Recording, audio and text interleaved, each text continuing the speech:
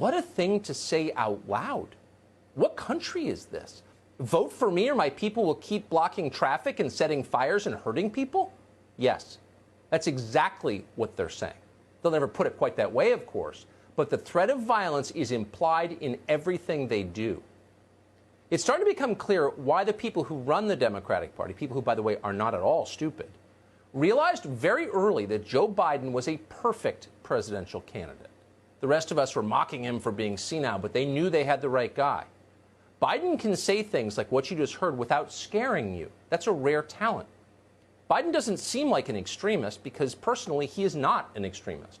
Ask anyone who knows Joe Biden. Biden is a corporate lobbyist who represented a tiny state in the Senate for 40 years. Joe Biden doesn't want a revolution. He just wants to live in a big house and have strangers love him. At this point, Biden is too slow to be radical anyway. The people who control Joe Biden understand this perfectly well. And today they had him break the fourth wall and say it out loud. Watch. Ask yourself, do I look like a radical socialist with a soft spot for rioters? Really? Do I look like a radical socialist? No. You look like a glad-handing shill for the credit card companies because that's exactly who you are, and that's why you're such an effective front man. But the people behind you are radical as hell, and we are not guessing about that. Biden's running mate, President-in-waiting Kamala Harris, openly solicited donations for rioters in Minneapolis. Quote, if you're able to, Harris tweeted in June, chip in now to the Minnesota Freedom Fund to help post bail for those protesting on the ground in Minnesota.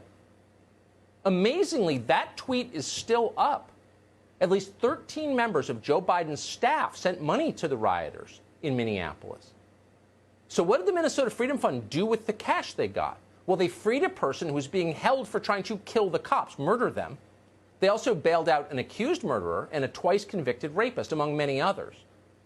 Kamala Harris has never apologized for doing this. She has never repudiated the Minnesota Freedom Fund. Biden, of course, didn't mention it in his speech today, but why would he mention it? He's not against it. He officially supports the idea behind it. The Biden campaign has called bail, quote, a modern-day debtor's prison. Joe Biden is pledging, if elected, to end cash bail nationally in every state. What would that look like? What would happen if Joe Biden did that? Well, we know the answer. We don't have to guess because Democrats have already eliminated cash bail in New York City. And what happened? You know what happened. Criminals immediately flooded the streets. Hundreds of thousands of residents fled the city. Not right-wingers, by the way. Joe Biden voters. They left. They had to because violence surged out of control. Over the weekend, one savage tried to rape a 25-year-old woman on a subway platform at 11 in the morning in public view. You may have seen it on video. It happened on the Upper East Side, one of the prettiest neighborhoods in the country, a beautiful, formerly safe neighborhood. But it's not just New York. Democrat-controlled cities all over the country look like this now. There's no denying it or its effects. Spend an hour on Zillow and look at real estate prices. People are literally running away from cities run by Democrats, and they're going to places that aren't. That's not a guess. It's not a talking point. It's true. Yet, according to the Biden campaign, this has nothing to do with the Democratic Party. No, it's all Donald Trump's fault. Watch. He's been leading. It's exactly the opposite of what we've been seeing from Trump, who's been trying to incite violence this entire summer. Just wait a second. Well, I'll get to violence in a second. No, I'm thinking in real time. The president is inciting violence? Absolutely. He has. He has encouraged his supporters to go out, to be aggressive. Trump is inciting violence. Oh, right. He's the one screaming at you in the car on the way home and spray painting the F word on federal buildings and smashing windows and torching Wendy's. Those are all Trump voters. This is lunacy. It's totally false. There are lots of things you could blame Trump for sure. That's not one of them. So will a single person believe these lies? Well, the thoroughly beta mayor of Portland, Ted Wheeler, is hoping they will. Wheeler is blaming federal authorities for the state of permanent rioting in his city. It's gone on all summer. We've covered it here virtually every night. People are now being shot in Portland. Ted Wheeler wants you to know that's Trump's fault, too. Your campaign of fear is as anti-democratic as anything you've done to create hate and vitriol in our beautiful country. You've tried to divide us more than any other figure in modern history. And now you want me to stop the violence that you helped create. This guy. So many like this. What a total mediocrity. In his defense, he probably imagined when he was elected mayor of Portland that it would be all upside. He'd never have hard decisions to make. He'd never have to keep chaos under control. But he does, and he's failed. And now he's blaming others. Portland is as liberal a city as we have in this country. Democrats run everything in Portland. Donald Trump got 17% of the vote in the entire county in the last election. Yet somehow, Ted Wheeler wants you to know, Trump is controlling the political climate in Portland, Oregon. As always, the opposite is true. Trump supporters are, in fact, no longer allowed in the city of Portland. On Saturday, one of them, a member of the group Patriot Prayer, was murdered in downtown Portland, apparently for supporting Donald Trump. The governor of Oregon, Kate Brown, promptly blamed the dead man, blamed the dead man for his own murder. Patriot Prayer was in town, Brown declared, quote, looking for a fight. Another way of saying, this man was expressing his constitutionally protected political views, and that's no longer allowed in Portland. Thanks to people like Kate Brown and Ted Wheeler. You could get murdered for doing it. This man was. Here's video of the killing. Note that someone calls out the victim's location just prior to his execution. In other words, it was a coordinated hit. Watch.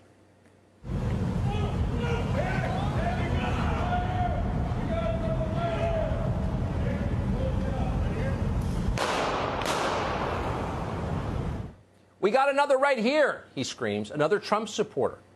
Just in case there was any question about the nature of the execution you just saw, and we're sorry for airing that, but it happened, we felt you should know.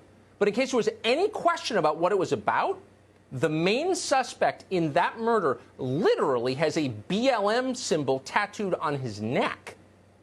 If you watch the Democratic National Convention, you may be familiar with BLM. BLM is the group Democrats promoted from the stage all week. They're the movement corporate America will fire you for daring to criticize. They're the reason you're not allowed to acknowledge that all lives matter. You get fired for that, too. Many have been. This is the actual armed militia of the Democratic Party, and they are held to very different standards from the ones you live under. In fact, the suspect in this murder in Portland has been arrested twice just this summer for unlawfully carrying a loaded gun. He never went to jail. In one case, the one in Portland, the same people who tell you how much they abhor gun violence let this man go. Then he apparently murdered someone. Joe Biden did not mention this today. BLM was happy about the killing. BLM does not believe that all lives matter. They don't say they do, and they don't. They believe people who oppose them should be killed. Again, we're not making this up. Watch them celebrate the man's murder in Portland. I just got word. The person who died was a Patriot Prayer person. He was a Nazi. Our community held its own and took out the trash. Our community held its own and took out the trash. These are Biden voters celebrating the murder of a man who they hate because he supports a different political candidate. Again, we're not making it up. You just saw the video. He was a Trump supporter, therefore he deserved to die. Rah, rah. They all cheer. Why didn't Joe Biden mention this in his speech today? Not a word about that killing. Nor did Biden say anything about the elderly Republicans who were attacked outside the White House last week after the RNC. We showed you that tape, too. He didn't mention the Trump supporters who were shot at in South Carolina recently. He didn't mention the shooting in Los Angeles yesterday that targeted Trump voters. He didn't mention the BLM rally from over the weekend in which the speaker makes clear that he considers murdering people the next frontier in civil rights. Here it is. I'm at the point where I'm ready to put these police in the grave.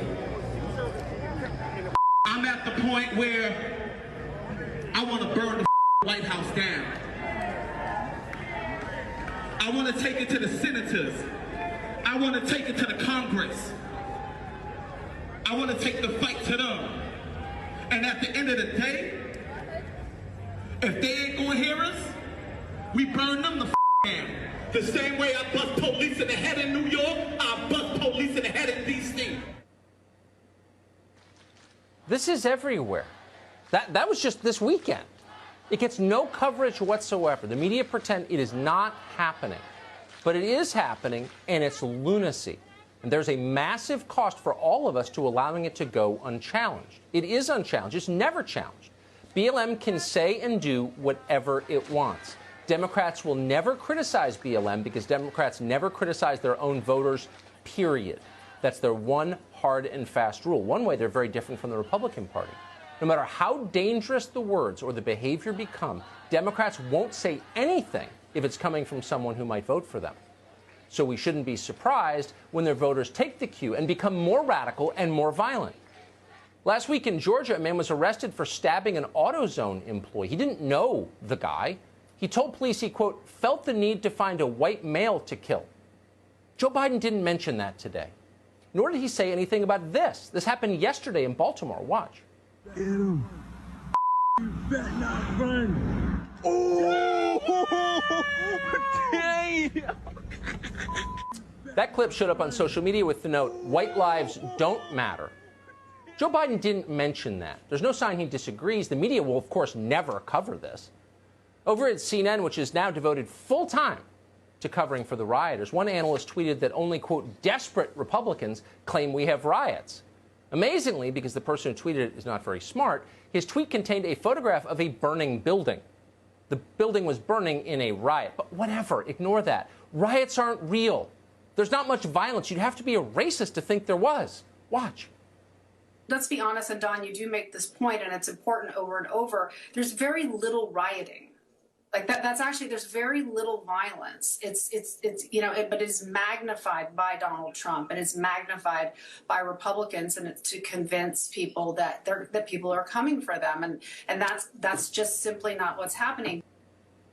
Oh, it's not what's happening, and you're a bad person if you think it does. Now, to be fair, that clip I think was recorded 4 days ago, 3 or 4 days ago, before the official line changed, which is actually there are riots and they're Trump riots. Trump is responsible for all this. So we've gone 3 months browbeating anyone who acknowledges the obvious, what's on video, what's in your city, what you may be affected by personally, the reason you're moving to Texas, can't acknowledge it. Now we've turned and we're blaming it on Trump. Ignore the evidence. Ignore the evidence. Your eyes are lying to you. There's only one reason you may have concluded that this is happening and Democrats are behind it, because you've been misled. You've been lied to. You've been fed a diet of fake news by agents from a hostile foreign power that, among other things, secretly controls Facebook. That's right, ladies and gentlemen. Russia faked the riots and blamed Joe Biden, just like the moon landing, but more diabolical. Watch Mr. Adam Schiff explain. The Russians 4 years ago, Dana, exploited Black Lives Matter. They set up their own false flags online to try to divide people along racial lines. Are they doing it now? And we have to, they are, once again, doing their best in social media, in their overt media, and other means to grow these divisions again. It's a false flag by Russia! Seriously? You'd like to think in the late summer of 2020, people would laugh at that. It is hilarious in a way. On the other hand, an awful lot of blue-check Democrats on Twitter believed it the first time, so who knows, they probably will again. But you got to give Adam Schiff some credit. At least he's consistent, though he's obviously completely insane, in desperate need of inpatient care. That man is hurting. But he's one man in a big party. What about everyone else running the Democratic Party? They're not insane. They're not crazy in the slightest. They're just liars. And they're more ruthless than you can even understand. They will burn down your cities and tell you that you did it. And if you don't accept that judgment, maybe they'll send BLM to your house.